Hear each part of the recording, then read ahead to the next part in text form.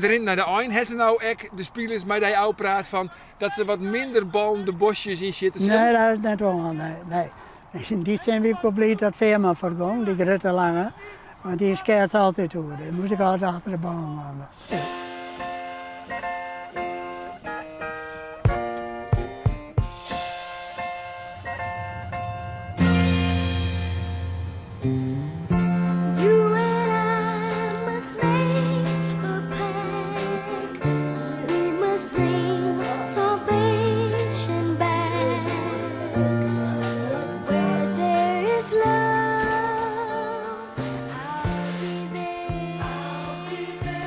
Ja, als een jongen ging naar de club.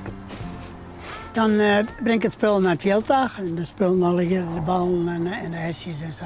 En dan vul ik de bidons en die bidons, de meeste zit water in, maar er zijn een stukje wat jongens die hebben er een snoepje in. Dat is een versterkingsmiddel, zeg maar, want hoor zo'n keer de training gedaan. Zo'n doping. En zo'n doping, ja. Die camera nog steeds weer ineens, vriend. Weet je? Maakt je goed.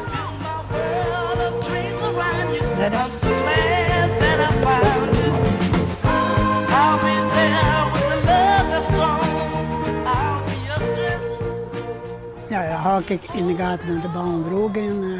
Rijdt ze in een sleet, dan moet ik soms op een fiets moet ik er helemaal omheen. En dan moet ik de bal en dan neem ik een stok mee en dan probeer ik even het vetter te krijgen. En in die zin ben ik wel blij dat Veerman vergong, die grote lange. Want die skeert altijd over. Dan moet ik altijd achter de bal gaan. Ja. En hoe lang doe je dit nou al? Ik heb dit 13 jaar hier. Ik ben begonnen met Marco van Basten. En ja, ik ben ook begonnen natuurlijk hè, met Marco. Ja. Ja. Hoe wie dat? Om met Marco van Basten te Nou ja, werken? dat is eerst even spannend natuurlijk. Hè. Nee, dat is juist eerst zo zijn op. Want ja, dat is een naam natuurlijk. Hè. Maar uiteindelijk, dat steek ik nooit in. We zijn nooit meesten en hij werkt er gewoon dus. Zo gaat die boel kapot hoor. Hey, Ja. normaal zeg je er niks van. En dan, Ja, maar nou wel. nou ken het net.